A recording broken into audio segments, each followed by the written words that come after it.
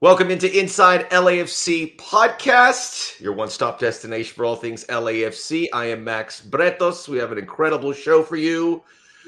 Coming up, we'll be joined by co-president, general manager of the club, John Thorrington, and we're going to talk exclusively about the arrival of Olivier Giroud. And I know that excites my co-host, Jordan Harvey. You're a defender, but I know you always have an eye on these attackers on the world stage. What was your reaction when you heard LAFC and Olivier Giroud will be joining forces? It was exciting. We need these stars coming to the league, right? And he is an amazing star, an amazing professional. And, getting into he's older, right? I mean, he's getting into his late 30s, but looking at his pedigree, looking where he's coming from currently, you can't just look at the age. You got to look at what he's doing right now. And he's still an incredible striker, playing for France, top in, AC Milan, doing well. So he's coming from, high standards. So seeing that is exciting, just super exciting. And another big get for LAFC. I've talked to John. I've mentioned this to Beta. But players looking like they're 28, 29 when they're 36, 37. This wasn't how it used to be, Jordan. There's been a transition where players, you see 37, you go, whoa. But it's different now. Why is that? Yeah, I think there's some people that kind of toe that line and have the same narrative of, oh, he's 34, he's getting up there. And I heard it my whole career. And I'm sure every player has, Giorgio, everyone has. As they get into the later stages. But you're right. Players are taking care of themselves. It's more of a lifestyle now to want to play as long as possible. I played till I was 37. I mean, Giorgio was into his 38, I think. Players are doing it consistently now. And a guy like Giroud doing it at that level is incredible. It really is incredible. And I think you have to look at the way that certain players play, right? You have an Ilie Sanchez. He'll be like a fine wine. He'll be able to go into the later stages based on how he plays. Giorgio, it's all up here, right? And Giroud, it's not his blazing speed. He still has a huge work rate, but it's his touch, it's his awareness, it's his combination play. He'll be able to do that as he is into the later stages. So it translates well into kind of older ages and being able to consistently do it week in, week out. You're still at your playing shape, correct? I've seen you in the coaches' games getting after it. You know what I did? I started lifting more because I had never lifted my whole career. So I just started lifting more, getting in the weight room. So yes, I like to stay fit. It's like it's kind of infectious in this building. A lot of people are constantly in the weight room, whether it's before training, after training. So it's a good thing. And if I go a few days, I think it's just some sort of triggering thing for me. Maybe it's a bad thing, but if I go a few days without working out, I get the sweats I get jittery. My wife's like, get out of the house, go for a run, do something. So it's just ingrained in me at this point. Makes you feel good. I get it. But yeah, being at the performance center, you see these kids going after it. You're like, I can't be the outlier here. I got to get a few reps in. Well, I try to squeeze myself into second team training whenever I can. So Junior Gonzalez and Fabian Sandoval know if they're down numbers, they'll just be like, hey, you want to jump in today? And so I'm just trying to prep myself for that rare opportunity that I get to step back on the field. Just dust off the boots a little bit and hope that the young guys don't embarrass me. Well, proper company man. What doesn't Jordan Harvey do for this club? Co-host of the pod, filling in gaps, just anywhere they need him, there is Jordan Harvey. So we're very excited about Olivier Giroud, and I'm sure you might get a chance to mark him in one of these trainings, and we'll get a full report when that happens. There's no chance. First team, no chance. Second team, I'll jump in. First team, they've surpassed me. If you don't use it, you lose it. But Olivier is going to be a key addition for LAFC moving forward, and everyone's excited to just get him in the building. Big win at the Open Cup round of 16, expected to win. Loudoun United, who are in USL, they're about an hour outside of DC. They're affiliated with DC United. DC United has some of their players on that squad. Just to give you a little background, it was a big night for them. They hung tough, and then LAFC hammered down on a mixed lineup there. We're going to talk a little bit on Black and Gold Weekly. We're going to go into the history books for a maybe the biggest, for better or worse, Open Cup date, but we'll talk about that in a moment. But this was a nice win, no game over the weekend, so the team could really focus on this. And a good little crowd out there at BMO Stadium. We heard from Ante Razov after the game. It's about winning trophies. We know that's the mantra of LAFC, regardless of what competition. But I get the feeling it's a very special tournament for guys like Ante and Steve and yourself who have been in these Open Cup games. So we'll talk about the path, but just that result last night, what stood out about how LAFC took care of business?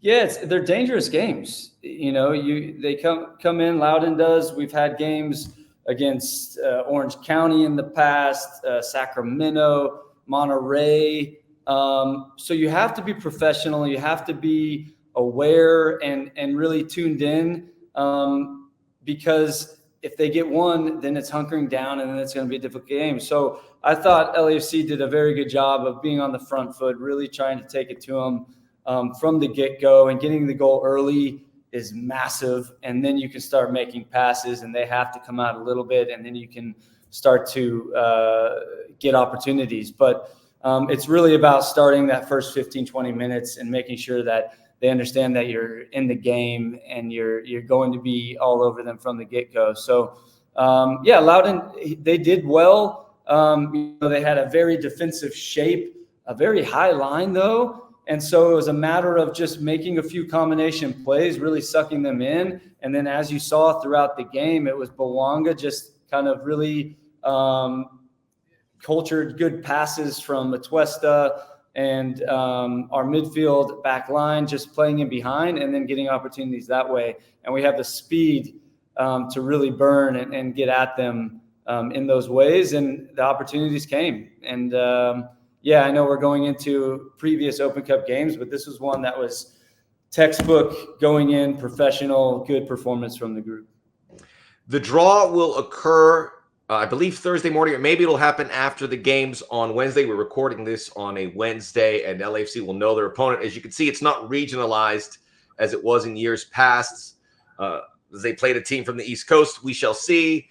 We'll find out if it's an MLS team, if they're at home or away, and then we can prepare. But they're in the quarterfinals now, so that, really ramp it up, because 3 wins from this point, you lift the trophy. Ante Razov on the sideline. We know he's got the tools to be a senior manager. There's a great photo. You can see it on LAFC socials, where suspended for this game because he got a red card against Las Vegas Lights. Steve Cherundolo up in the director's box, waving at the players. They wave back. But this was we talk about the opportunities for players, but also a great spot here for Ante Razov, who was all business, as you can see, as he moved on and took this opportunity. Yeah, just to touch on, Steve was up there having pizza, enjoying the game with his family, as he couldn't be anywhere near the group before, during, and after. And so it was a really funny moment, I think, before the game started, of the players and the staff looking back and seeing him in the stands. And it was a funny moment. For Ante, he's 2-0. If you count the Vegas game and now Loudoun, he's sitting pretty. I think he might just retire as head coach now and just take that record. But the attire, everything, he brought it, and it was good. It was good for him. He is one of the best coaches that I've been around. And, having played against him a long time ago, what a player. And now, as I've seen him with LAFC, he was previously with Seattle, and then even in the academy with Galaxy. But, man, what a coach he is. And so it's good for his development too, to just get these opportunities. And I'm sure he was really proud to take the reins for these 90 minutes. And the group did well, and the pregame speeches were good. Everything was organized. Everything was good. And as we said, the result came because of it. We love Ante on the sideline here. He's an LA guy. He loves being here, but he's been interviewed a few times. So for a head coaching job. So we'll see. I mean, maybe it's in the cards. We're not going to put that. I just put that out there in the airspace. Don't put it out there. He's here. He's black and gold. He's black and gold. I think so too. But he should get interviews because he deserves it, and he is a top coach. And you see him at training. He works really close with the players. The Spanish-speaking players, he's bilingual, so he really gets in their ears. It's awesome to watch, and it's good to see him have his moment there. He did say after the game, Ilie Sanchez came out. It was just a precaution in case for those who missed that. So all okay. He should be okay as we move forward. Players' opportunities, also a big spot. You wonder if the Open Cup wasn't here because they don't have these midweek games. They don't have anything outside of MLS, whether you can get Abraham Romero some reps, whether you can get Tommy Angel a start and a goal, which, man, he needed. And I wanted to start with Tommy Musto also coming off the bench. This is great for these kids. You know it better. But let's talk about Tommy Angel, who's coming here. He's worked hard. It's been tough for him. And I think you could just see all that coming off of him in that celebration, just a cathartic moment. So he can really start building to getting to become the player he wants to be. Yeah, and he's in a very good way right now. I think, getting that goal was massive. He grew into the game as well. And you saw even after the goal, some of the confidence afterwards with some certain touches and going to get the ball. And that'll be huge for him moving forward. But yeah, at the beginning, and I think he touched on this in his press conference afterwards, but it wasn't as easy as a transition as maybe he would have thought. And so he comes in, he had some issues with getting fit and injuries. And so once he got through that and started to get a rhythm, then it was about getting him games. And that's what the second team is massive for, right? You have young guys who are getting opportunities, but then you're also bringing first team guys down. And Tommy's only 21, so he's still a very young guy who needs games, who needs to get in rhythm. And it was just a week prior to this that in LAFC 2, he scored 2 in 45 minutes and could have, if given the penalty, had a hat trick in a first half. So he is a poacher. He's good in and around the box. He makes good runs. He almost had one, a near post through a cross earlier in the game. And he just finds really good pockets. And then throughout the run of play, he is able to come deep like a withdrawn 9 and be able to maintain possession and move the team up. And that's massive for our game model and wanting to control games. Is just being included in the buildup as 9s are. So great game for him. It'll be a good one for him moving forward. You said about Abraham Romero, good game for him. He made some really key stops in different moments. Big one right at the end of the game to preserve that clean sheet. It was awesome. Yeah, and that's a big thing for him also, just preserving that clean sheet. Because, from a spectator standpoint, you would say, 3-1, no big deal. But from a team and a collective standpoint, that clean sheet is massive. For defenders, for goalkeepers, that is their goal, right? That is, as an attacker wants to score, defenders, if they can get through a game with a clean sheet, and goalkeepers, that's massive. And so that was big for him. You saw the debut of Tommy Musto, which he's been working extremely hard with the second team and been training a lot with the first team. So it was good for him. Mueller coming on, getting good minutes along with Ordaz. They've been doing very well with the second team. So that's big for them. And I think there'll be more to come. I think the back end of this year, there's a lot of games. And so that just means a lot of opportunity. So it's important for whether it was Ante last night or Steve throughout the season, getting these guys these opportunities so that they're that much more prepared down the stretch. That it shows you the value of the Open Cup. Certainly for LAFC, again, it started, I think, with 8 MLS teams. I think they're down to 5. So it opens up the pathway for LAFC, but it's just the games, because take away this game last night and you don't get that thing off the back of Tommy Angel. You don't get Abraham Romero to make that big save. Yeah. You don't get the chance to showcase. All of that goes into the hopper. And, with Angel, who also got to lead the Shalalas, that's something he's going to remember forever. It's huge. We talked about Giroud, but we don't know exactly when he's going to arrive. He has a very busy summer. So, as you said, there's going to be more games. There's midweek rounds rolling in here in June. You always have Maddie who can play at number 9. You have Kai Kamara, but as you said, there's opportunities. So now I would imagine the coaches would say, okay, we can trust Tommy in this spot. Let's give him whatever it is, 15, 30 minutes, a start here, even if it is required. Yeah, and it's in a good way, right? So too often, and you've seen it with different players, and Tommy got the start. So this is more pertaining to players coming off the bench, but you're putting them in a moment that is very, they can breathe, right? As opposed to a tense moment when the game is on the line. And so you're right. You're getting that monkey off the back. Guys are getting their first appearance. They're getting some good minutes just to get that feel and familiarity and comfort of being on the field in that stadium with some fans, with playing with all the first team guys, that a lot of times they're playing their games with second team. So you're getting that familiarity, that chemistry, so that in those difficult moments, which inevitably there will be, you're throwing them in there and they aren't just a deer in the headlights. They aren't been thrown into the deep end. They've got their feet wet and they're that much better because of it. And Tommy, that is an experience in starting, getting the goal, that now when he comes off the bench, he's going to be that much more comfortable, or if he gets a start. So overall, these are the games that you want to throw as many guys on as possible because you have a good comfort, you got a lead, and you know that everybody at the final whistle will be able to go, I contributed to this win. And that's important. Not to mention, as I said earlier, there was no game. So you're looking at 2 weeks of training. This was a good way to kind of just get the rust off. And Denny Bouanga, for crying out loud, that guy just plays. He loves to play. He made this 70-yard run to set up the Kike goal. It was out of this world. He turned, and it was like Usain Bolt, pew, with technical skill. And the turn, I believe, happened right at half line, and he left about 3 guys in the dust. And then what was honestly the most important part of it is setting up his teammate, right? What a great decision on his part, and a very good pass, a very soft pass, knowing that Kike could run onto it, and a great goal. And now Kike in form, still scoring, which is what we were all hoping could happen. And that confidence of getting that first one until now, he just continues to roll. So all in all, from top, which we're talking about Kike and Denny Bouanga, 2 guys just coming off the bench and guys who are getting their first appearances. Overall, great game and something to build on for sure. I buried the lead also here. And we're going to talk more about it because we're going to lose Tim here for a little bit because he got called up.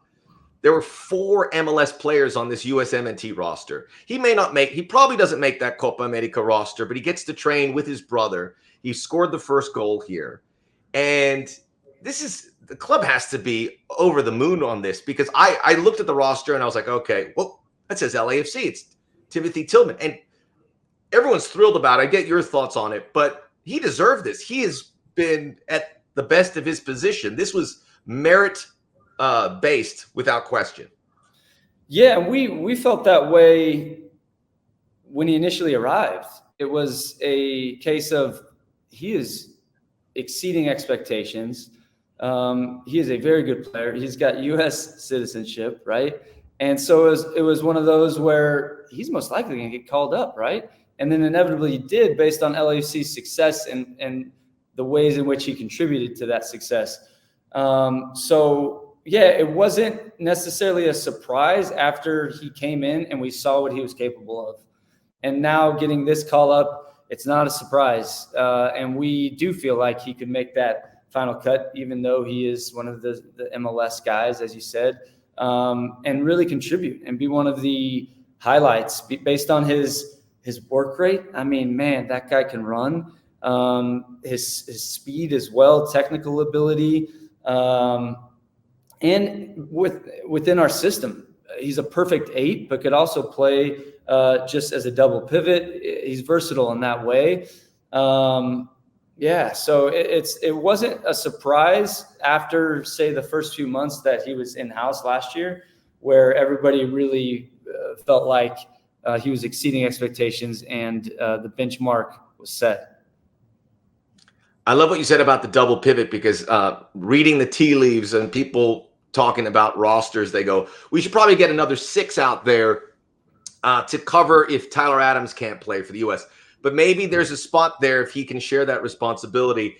And far be it for me to say that he won't make the final roster because he has continued to do it. Some people say, oh, he shouldn't be on there. If anyone who says that hasn't watched him play this season, he has been fantastic. Jordan, are you ready to do some black and gold rewind? I think so. Yes. So you told me this going in, Open Cup against Dynamo. I got like a shiver through my spine. This is often something that even Beta and I go back to, and this was such an opportunity for it to be our first trophy with LAFC. It really was a genuine, really good chance and probable chance that we could get through this game. If we could, then we would have a home game. I think it was against Philly Union, and could have won our first trophy. So it was a difficult game, but you can run us through kind of what it did, and then I can just cry over here in the corner. I told you at the beginning of the year, Black and Gold Rewind wasn't going to be rainbows and unicorns and all of that. I appreciate it. We're going to get into the results because I bring this up because this is the furthest LAFC has ever gone in the Open Cup, the semifinal. They played the Dynamo in 2018. The Dynamo would go on to win it, and I guess I loved what you said there about the shivers because when you're in a semifinal, obviously you want to win it, but getting to a final is a great payoff. But losing at the semifinals got to really, as you said, talk to Beta and others who are on the field. You started that game. That's got to be one where it is the pain a little higher than losing at any other stage. The pain is higher. I think you just kind of go back and you see the build up to it. And, we had a game in New York, it was probably 3 days prior. And so we traveled from New York. It was summer. So it was a hot game in New York, difficult game where we played a strong lineup. I think I started that game. And then a few days later, then traveled straight to Houston with this Open Cup game. So it was one that was we knew was going to be difficult, and it was going to be taxing on players' legs, and so I believe Diego Rossi just absolutely crushed this game. He got a hat trick, and we got one back in dying moments, right? And then going into penalties, I felt really confident, having come from behind, getting back into the game. And so, yeah, it was a difficult game physically, given Houston in the summertime as well, off the back of a New York game in the summer. But then, the way it ended in losing in penalties, and then seeing the aftermath of Houston going on to win against Philadelphia. We felt like we let an opportunity slip through our hands. Anytime you see Houston and August on the same page, you got to prepare yourself for it. In all honesty, that's the first thing I look at is, okay, summertime, where is the group, whether that's the first team or second team. And that has a major effect. And it could really, if you don't manage it right, it could really have an effect that lasts weeks afterwards, because it is a taxing game. I don't know how they do it, in all honesty. And so... It's so hot. I had buddies who played for different teams in Texas, and they would say they train at night, 8:00 sessions or 9:00 sessions. And that is just in itself feels tiring. But this game in the summertime, in that feels like a melting pot, Dynamo Stadium. It was a tough one. And that's the one where your clothes are sticking to your body. Everything is just wet because it's so humid. And a fun fact about Houston, they have where the locker rooms are, it's a concourse where all the players walk out, and they pump the AC out. And what's funny, and I remember it might have even been this game where it hit me. Actually, it wasn't this game. It was when I was with Vancouver. But corner kicks against, I was on the post, and we would give up a corner and we'd go back to the post. And because it was so close to where that AC was pumping, you almost wanted to give up more corners because you could just be in a cooler area of the field and be standing where the air conditioning is. It's no joke. It's probably a 10 to 15 degree difference if you stand right over there by the field. I am not joking you. So, I Jordan's like, go to the other post. I got this one. Yeah, and if there's a corner 4 and I want to go up, it's funny how those are different things that you remember from these stadiums, and it being so hot that you were like, oh my God, that corner kick was like rejuvenating. I got to just stand on the post for a second and gather myself in air conditioning. Wait, not to compare what the players do, but when I do a broadcast in Houston, I bring a separate plastic bag because my shirt and jacket I can't put that in my luggage because it'll just contaminate everything with sweat and toxins and God knows what else. So I put it in that bag and I carry it on there, and I have to explain to the people at the flight attendant. So there you go. I understand. This one went to penalties. Just a quick thought. We'll put this one to bed. But this has been tremendous as always. I love going on these trips with you guys because your memories are spot on. You remember all these incredible details. Penalty shootout. To lose a penalty shootout at that stage, you're going into the locker room. What is the mindset? What's the support like, knowing that you've just gone through this incredible campaign and it ended here in any sport, the most difficult way to lose, probably a penalty shootout? Yeah. I think you're looking back at how the penalty unfolded, the shootout, and we had a chance to win with Laurent. He had a chance to, if he scored, it was over and we won. And so that was a difficult moment. And then I think I was after that, I scored my penalty, and then Latif missed one, I think, to lose it. Yeah, he was the last one to miss. So you're also thinking, you're bummed for Laurent, you're bummed for Latif. You understand that you had that opportunity. It's a penalty shootout. I think, based on the game, we deserve to go to penalties. I don't know that we deserve to win it. I think we were happy to, given, like I said, a few games prior, having gone, 75, 90 minutes, the majority of the guys, then to turn around and do it again in Houston was a task in itself. So we understood that. But to then go to penalties, we were all like, this is it. We got this. We're going to go into this. We're going to win this. And so then it's like not much different than teams in recent with LAFC losing, say, Champions League. You have to, not to that extent because this was the semifinals, but you have to pick yourself back up and just keep going.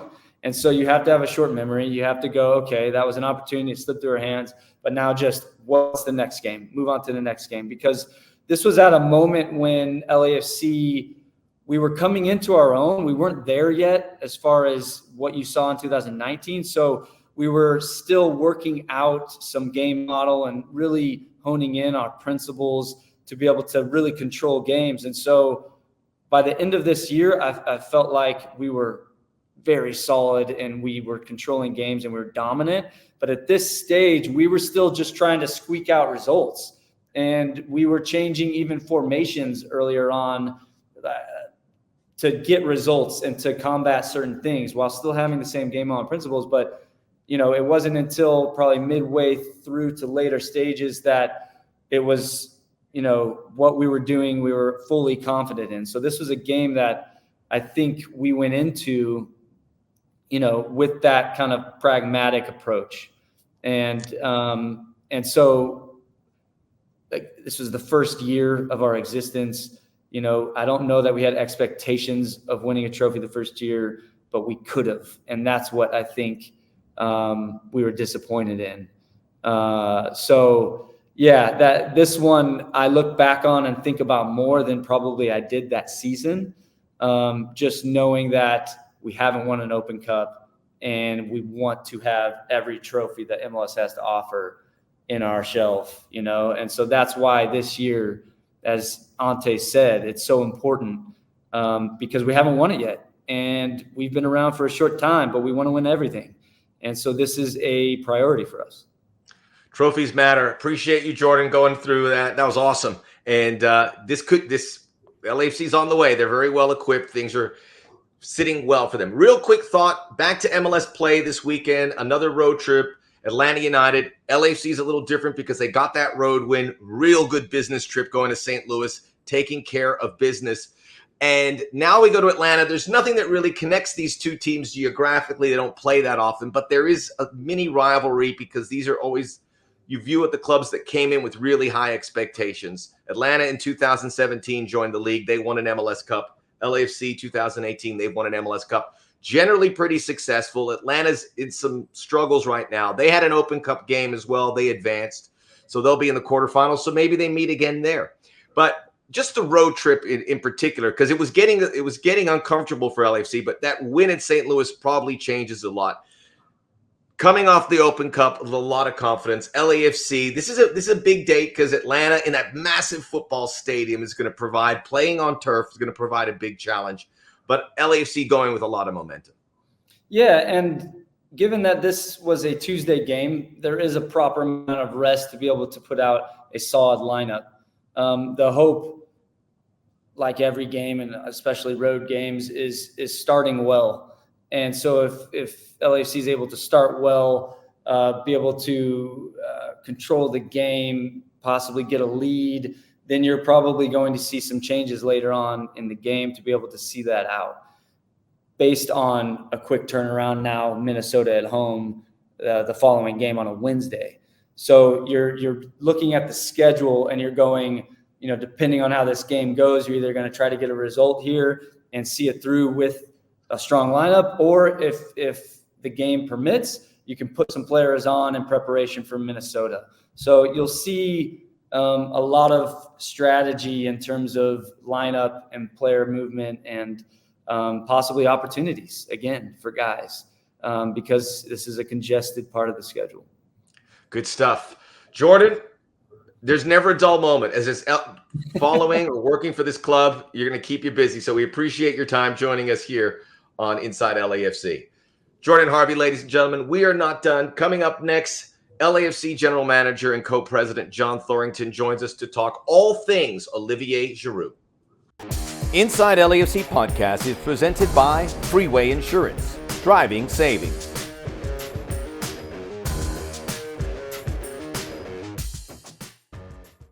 We're back here on Inside LAFC podcast, joined by Co-President and General Manager of LAFC, John Thorrington. We're talking Olivier Giroud. This will be a short question. I'm sure it'll be a long answer, John. But when did the first idea that Olivier Giroud could be an LAFC player happen? And take us through the process from his interest to LAFC's execution. Yeah, I think thinking back, I would say last fall was the first time we really thought about bringing a player like Olivier and going through the various options as we mapped out our roster plan for coming into the winter window of this year. So that started, I would say, as a brainwave in the fall. We started to do our own internal analysis, started to have some conversations. We had the possibility of filling that position in January, but once we had more substantive conversations with Olivier and his management, we realized that it wasn't a possibility in January. So then the conversation quickly turned to, when is it possible? We realized that it was possible in August. And then for LAFC, in terms of our ambitions this year, how do we weigh up Olivier coming in July, a different option earlier, having those various conversations as we went through our targeted list of options. And it didn't take much conversation for us to realize that we were all set that Olivier was the right option and would be well worth the wait coming through summer. And we felt like we have the team internally, certainly to keep us competitive and helping us achieve our objectives prior to his arrival. This is the latest big name player to come over from the summer. When we looked at the very beginning with Carlos Vela, Giorgio Chiellini, Gareth Bale, and now Olivier Giroud. When you look back at the work LAFC's done, how you guys been so effective during this summer window to bring not only big name players, but biggest stars on the planet? Yeah, I think it's ideally you have your whole team the whole season. I think what ends up happening is things change. You get injuries, you have various needs at different points. You have interested players, you're moving players out. And so for us, the benefit of adding a player in mid-season is we it's essentially like we take each game as a data point and we learn more and more about what the team needs. And so we take that information, and then in years past, we've made the decisions that we felt fit those needs as they came up. And I would say Olivier is a little bit different in terms of us identifying the need and basically coming to that decision months in advance. The other examples you mentioned, I feel like we took the information that we had the first few months of the season, realized we needed to tweak some things. I think the best example would be in 22, where we'd had a strong start to the season, but we felt to go and really step up and win, we needed some additional firepower. We brought in Denis and Gareth and Giorgio and Mendes and some others. So those were a little bit different than Olivier's case. But what it does do is you get through the summer period, and then it's almost like you get into the second crunch time part of the season, where we'll have Leagues Cup or we'll be in a knockout tournament that we want to do well in. Hopefully we're still in Open Cup, and then you have the run in the league season, and then the playoffs. So we feel like he'll give us a real boost in the latter end of the season. I didn't mention Hugo Lloris as those summer signings. Obviously, he came in the wintertime, but you now have 2 World Cup winners on this LAFC squad. These 2 guys have been through a lot of wars together for the national team. They've been opponents, obviously, for a long time in the Premier League in those days. How did Hugo, his presence manifest itself in Olivier Giroud coming to Los Angeles? Yeah, so we started having our discussions and thoughts on Olivier prior to signing Hugo, but it was not in an advanced stage by the time we had signed Hugo. And I remember being in the UK at Hugo's farewell, which was amazing. And afterwards at dinner, he mentioned receiving a text from Olivier. And I think what it does provide when you have a teammate, a friend, is obviously they're going to talk. And I think they're able to connect and communicate in a way that I can't because of their friendship. And also Hugo has a different perspective on what LAFC is than I would provide to Olivier. And I think whenever we go into these discussions, we always like to think that you're making well-informed decisions. So that in part is a lot of our work in terms of our analysis and our data and our scouting and our diligence on character and what have you. So we know what we're getting into, as well as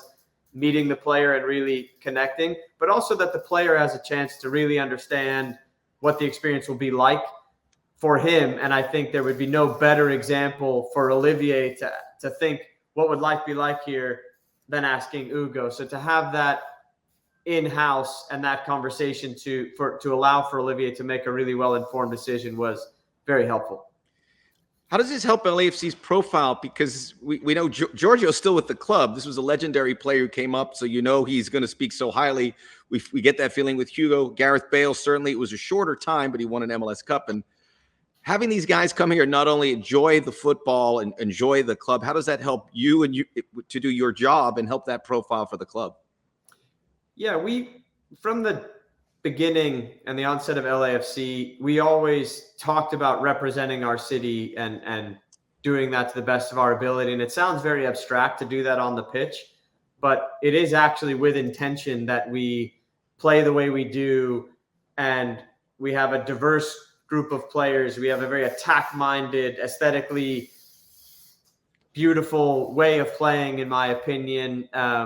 And so we always wanted to represent LA. And one of the things about LA is we're a city of stars, and we've never shied away from that. So I think that's always been a part of our model, along with identifying young players, bringing them here, developing them, and potentially moving them on elsewhere to help them further their career. So for us, it's another example of that. I mean, Hugo this season has already shown his leadership, his experience, but to think that you're going to have 2 World Cup winners in a locker room and you're a young player at LAFC and you're thinking, well, what do I want to do? These guys have reached the absolute top of the game for club, for country. And what does that take? And so Steve doesn't even need to say a word. He just says, go look at these guys, go talk to them. They've been there. And for us to bring that into LAFC is priceless. when this happened, when the news occurred, it was a global story. It was huge in the United States, caused a lot of traffic on social media and then the media throughout. A lot of people get excited because they know about Olivier Giroud, the player. Some of our LAFC fans may not know. Describe him and what he brings to the table as a player now wearing black and gold. Yeah, so when we talk about our players and recruitment and player identification, we always say man first, player second. So I will take them in that order. I remember a conversation with a really highly respected executive who had worked with Olivier in Europe. And I remember a conversation going back about a year where he mentioned offhand, if you ever get a chance to sign Olivier Giroud, sign Olivier Giroud. And that always stuck with me. And I didn't know Olivier. I'd seen him. I had great respect for obviously what he's done in his career. I also have a chance to ask Ugo, what's this guy like? And ask Giorgio and things like that. But when I sat down with him, it's his level of humility and how grounded he is and how hungry he still is, given how successful he's been, I found eye-opening. I really did. And he is a real family guy. You see what his priorities are, and that just spoke really well to where I think that this opportunity will take him and take us. It was a really good fit in terms of us wanting to bring the right veteran players to help show our younger guys the ropes and what it takes to win and his level of professionalism and all of that. So as a man, couldn't ask for more.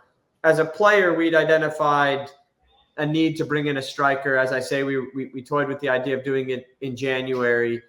But for us, what he brings is real presence. We've never had a striker quite like him. I'd say Gareth is the closest in terms of size and presence. But for us, what he brings is not only his size, his presence. He's not just a target guy. He's got great feet. He's not just a goal scorer. He facilitates play. He's had, I think, top few assist providers in Serie A this year. He plays in a system both with France and with AC Milan that's very similar to how we play. So we think on the field, it's the perfect fit and combination with his rare skill set and versatility in how he can play the position that we think he individually, I think, will do very well. But I think what we're really excited about is how much better we think he'll make our other attackers and our whole team.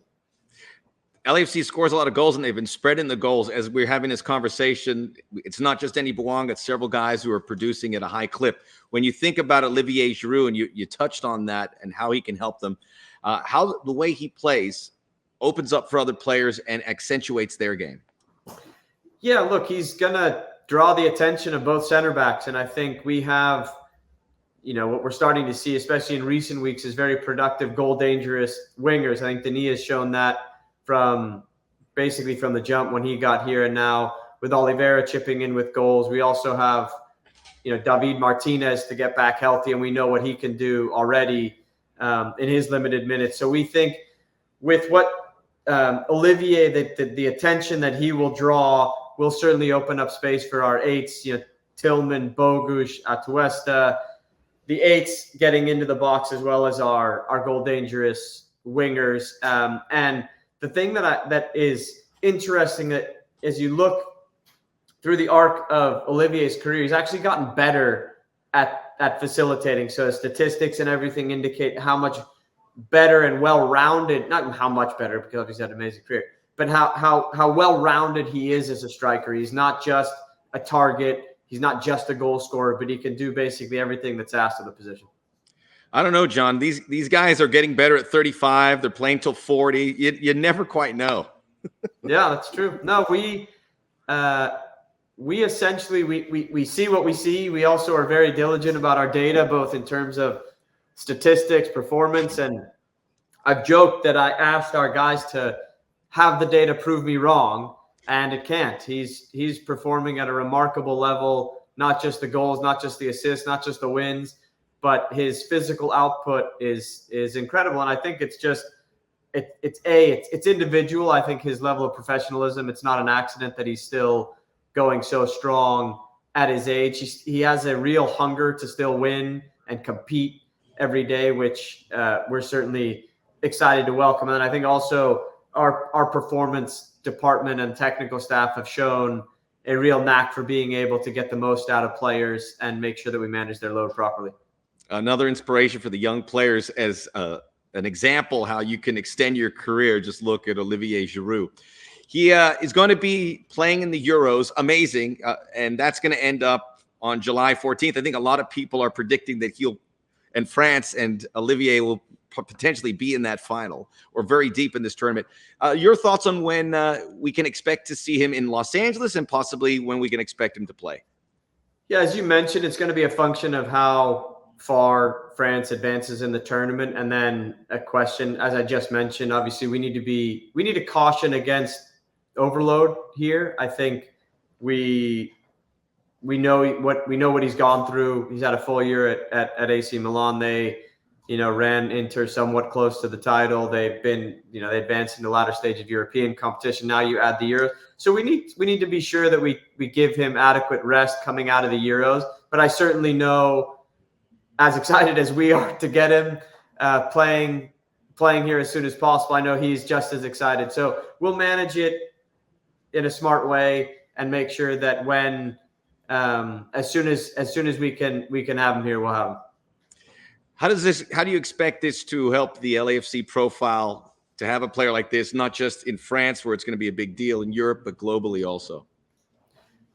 Yeah, I think it's something you're starting to see a bit more of. Obviously, you have the Messi phenomenon, and he's certainly attracting players. And I think we have our own version of that with the players we've had. And, they're all close and they speak to each other and they speak about the experience here at LAFC. I think it's something that the league is wise to pay attention to and to tap into. I think these guys do have real global reach. And I think what I like about it is I always say, if you can just expose people, if you can just get someone to an LAFC game, if you get somebody to watch one of these games, eyes can be open. And I do think there is still some snobbery around the world. And that's the extreme way I would say it. And I would just say there's a bit of naivety about what MLS really is. And so when these players come here, I think new eyeballs are open as to how strong a league this is.